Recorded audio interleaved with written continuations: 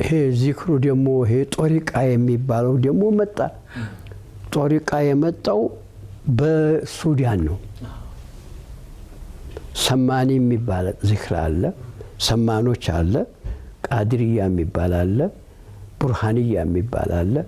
ኢድሪሲያ የሚባል አለ ቲጃንያ የሚባል አለ ነቅሽበንዲያ የሚባል አለ ይሄ ሁላ ምንድነው የዚክር አይነትም መልቀያየር እንግዲህ አሁን ሰማኖች ምንድነው ዚክራቸው ዋናው ያህዩ አቀዩም እሱን ዋና ሌላ ይዘክሩ ማለት አይደለም ዋናቸው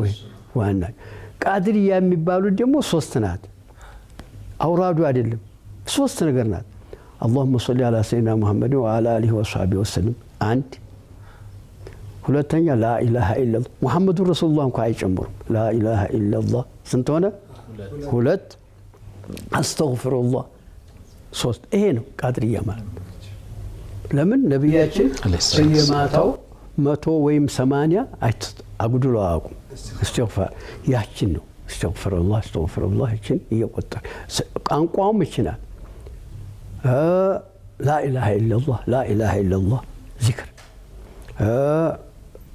አንደኛው ማን ነው ሶላት ለረሱል اللهم صل على سيدنا محمد وعلى اله وصحبه وسلم ስንት ቁጥር አደረጉ መነሻ አላቸው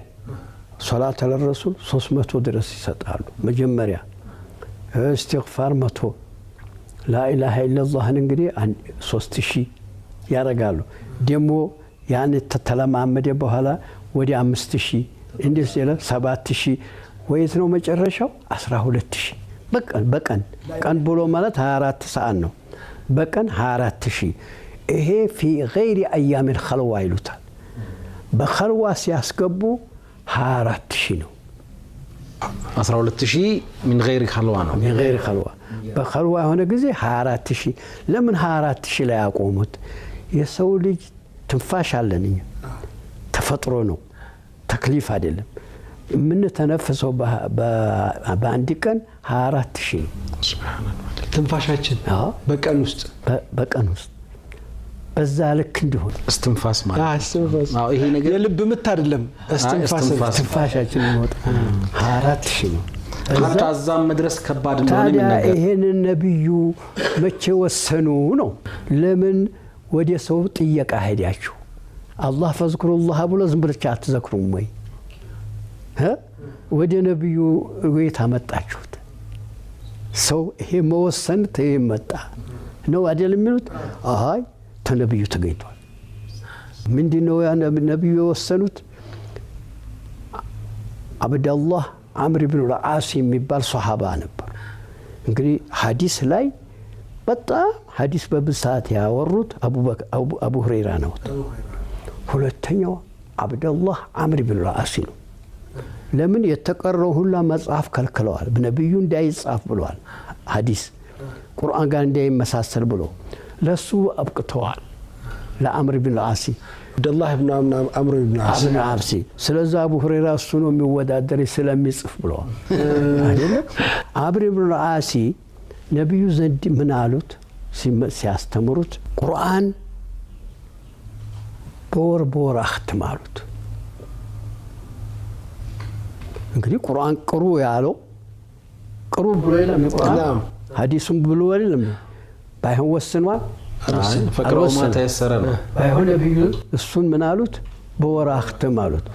የዛን ጊዜ ቁርአን የሚቀረው በሚስሐፍ አይደለም ሚስሐፍ የለም በነብዩ ጊዜ በሶላት ነው ለሊት ቁሙ በዛ ነው በወር አختማሉት በተሐጁድ አይደል አይ ያ ረሱላህ እኔ ተዚህ የበለጠ ይችላልሁኝ አለውት በ20 አختማል አሁን በወር አختም በወር ሲሉት በስንት ስትቀራል ማለት በቀን አንድ ጁዝ ማለት በ20 ቀን አሉት ተዛ ተከፍላለህ በኋላ ደሞ ተዚህ የበለጠ ይችላልሁኝ አለ በ10 አሉት እምቢ አለ በ10 እንዲሁ ሲሉ 7 ቀን አሉ በ7 ቀን አሉ አሁን በ7 ቀን ላይ ረጋ ይሄንን ነብያችን በዚህ ወሰኑለት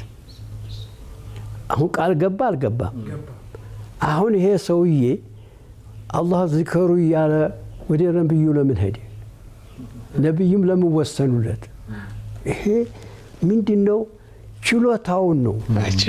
የመጡበት መንገድ ይገርማል። ችሎታውን ነው ለመመዘን ነው። ከዛ በላይ ያለፈ እንዲሆን ይጎዳዋል ነው ወይ ያብዳል ነው ታለ ችሎታው ተሄደ። ስለዚህ እንግዲህ ሙባያ አለል መሽሩዕ ይሉታል። አላህ አዘዘው ነገር ላይ አንተውም የአላህን ትእዛዝ እናክብራለን ብለን ቃል መጋባት ማለት ነው። ሙባያ ነው እንጂ ተሽሪዕ አይደለም። ይሄ አሁን ምሳሌ አንተ እኔ ጋራ ተስማምተን እንደው ተሐጁድ 11 እንስገድ ብለን እንመካከር ክልክል ነው? እንችላለን። በቃ